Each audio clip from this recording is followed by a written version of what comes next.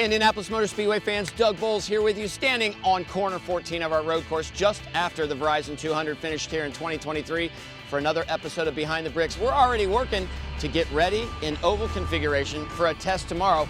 We thought you'd want to see how we convert the track from road course to oval. So we're actually standing out here that what would be pit in when we're in road course configuration. So inside oval turn one, and this is where the cars come out. So we have to get this concrete out of the way. There's about 48 of these barriers here inside turn one. There's 6 tons apiece, so 12,000 pounds to move these over and get them out of the way. And then eventually they're going to go up to turn 4 to close the oval up for oval practice. We have 14 people out here today working on that, led by our friend Scott Petrie here with this excavator. Scott, you've been out here. You're going to try and do this in about how long today? Oh, we're going to try to do it in less than 6 hours. So you've got about 14 people out here? Yes. And then you start here, and you've got a crew in turn 2 and in turn 4. We've got a crew at 6th and Holman. We're removing 34 barriers there. We've got to take the fence off of it, store the fence, take the large barriers. We've got to put 10 at the end of pit road, and then we'll close up turn 10 onto the track. So there you go, folks. Scott does this. Scott also helped us build our dirt track. We use him for a lot of the things around here at the Indianapolis Motor Speedway. Without he and his team, we don't get to go oval testing tomorrow. Maybe the most precious commodity we have here at the Indianapolis Motor Speedway is our asphalt. So even when we're making these moves, it's really important to protect it. So the weight of this excavator and that 6-ton piece of wall, we want to make sure as we put these feet down that we're doing everything we can to protect the asphalt. And this is one of the ways that we do that, especially when the asphalt gets hot in the summer. So I'm sitting here with Kyle Petrie in a truck with a 6-ton block of concrete behind us. We're going to take it from pit in from the road course, and we're going to take it up to what is road course turn 1 or oval turn 4 so we can close that off. So Kyle, is it going to feel kind of strange driving this with 6 tons behind me? Shouldn't. Well, we'll give it a shot here. This is really the first year for you guys doing this. How do you feel? Is it fun? Do you enjoy doing it? I love it. You know, I mean, what's better than getting to be out here every day? So we're out here right now and the sun's going down. Obviously you're going to work into the dark because this is a 6-hour process. How much harder is it to do it in the night? How much do you need to get done before sunset to make sure that you're in good shape? You know, I think we'll be okay. Hanging the fence is going to be the tricky part.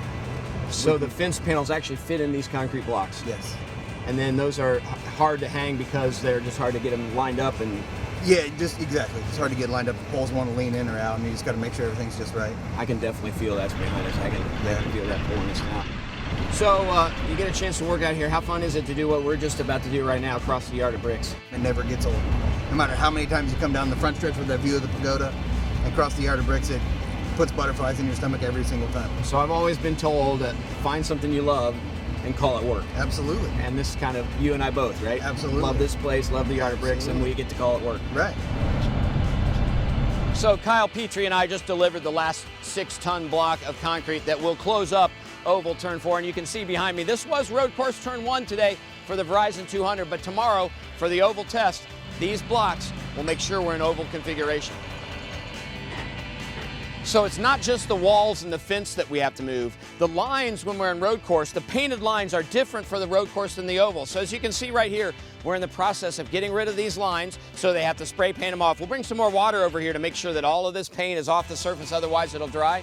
And up there in the distance, just a little bit, you can see the bright line that's already painted. So when they're in oval testing, they know where the oval pit in and pit out is, as well as the oval lines around the rest of the racetrack. So as we get ready for this oval test on the backside of the Verizon 200, we've already got the tire packs out here in oval turn 1. This is road course turn 10.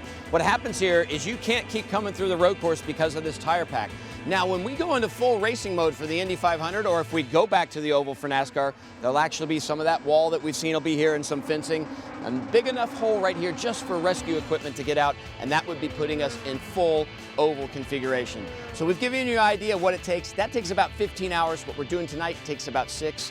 But this is what we do every time we go from road course to oval.